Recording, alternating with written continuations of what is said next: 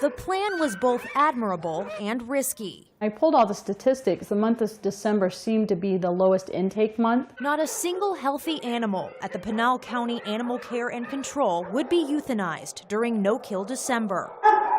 It was a test run for a much bigger plan for Director Kay Dixon and her staff. We have a 5-year goal to become a no-kill shelter. So I asked if they would be willing to attempt to do a no-kill December, just to see what some of our struggles would be. The struggle now is pretty obvious. Kennel after kennel, aisle after aisle. We made it to today, made it to yesterday. Yesterday when I left, the count here at the shelter was over 368. We're packed. 368 dogs and cats in a shelter that normally houses about 250. If any more dogs come in tonight or cats, at this point I'm not sure where I'm going to put them. A shelter that euthanized less than 900 animals the entire year, now facing a horrible dilemma. We're looking at an excess of 50 at minimum. We are having to euthanize normal, healthy animals that could be adopted because of lack of space. She believes these pets deserve to be more than just another name on a euthanasia list. We need to get past that as Americans, you know. We shouldn't be doing this anymore. Lauren Vargas, ABC 15 News. Burgers and hot dogs, music at the park, a typical Labor Day cookout, until you see the pictures. I can't believe he's gone. It feels like it was just last week. That's Joe Morgia's daughter, Destiny. He would always make these promises to everyone how your life is going to be so great. Like, you're going to have such a wonderful life. Joe's life was cut short 4 years ago, gunned down at a party. Today would have been his 26th birthday. It's pretty tough. It's pretty tough. He was really young. Oh, yeah. Joe's family says he loved to help people who were less fortunate. They started their annual Joe Feeds the Hungry cookout 3 years ago, feeding homeless people at University Park as a way to keep his memory alive. Our nephew, he was a very giving young man, and you know what, to be a part of this and a part of him, it makes me feel real good. Hundreds of hot dogs and hamburgers. We're running out already. Cooked with love, in memory of a father and son taken too soon. I wish I would have done it while he was alive so he could have participated in this. He would have loved this. He would have loved this. Elizabeth Irwin, ABC 15 News. A simple act of kindness can go a long way. Just ask a Mesa man getting lots of love from the community for his sick wife after thieves strike. A wife's love of roses. Back in Minnesota, we had tons of roses. And a husband's love. I would cut roses off of those and bring them into the bedroom for her so she could smell her roses every morning. Dennis Flieger planted the rose bushes for his wife, Kim, hoping to lift her spirits. April 2011, my wife was diagnosed with stage 4 cervical cancer.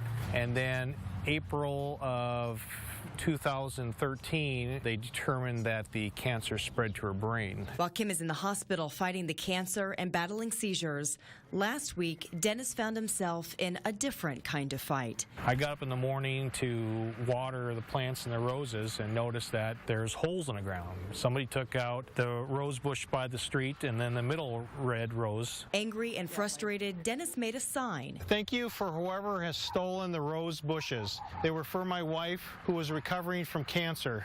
Then I put thanks. He was hoping the thieves would see the sign, maybe even bring back the roses. But he didn't expect what happened next. He seemed really shocked and stunned. He was like, I can't believe, someone would come by and do this. Keith Duffin and 3 of his kids saw the sign earlier in the week and wanted to help. This guy pulls up with 3 kids, drops off these rose bushes. I took pictures of it and sent it to her and stuff, and my daughter said she was actually in tears. Well, it's hard not to have empathy with someone that's already in a painful situation. Dennis says the roses meant the world to Kim, and for him, the gesture presented another challenge, this time a welcome one. I mean, I'm not much of a crier, but when the guy gave them to me, it was like it was just tears in my eyes for me, because I can't believe what people are doing, just for a sign. That's so amazing. Get this, though. Keith and his kids haven't been the only ones who've dropped off roses. In fact, Dennis tells us that he's received cards, letters, gifts, and more than a dozen rose bushes since he put up that sign. This may be the first time they're meeting, but the students in Cynthia Vossler's class already know their visitors very well. I've been writing to him for 2 years. These kids are pen pals. One group from Uganda, one from Glendale.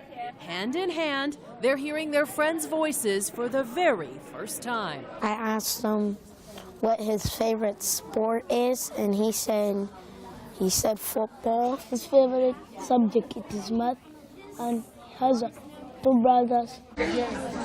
Awkward moments? Of course.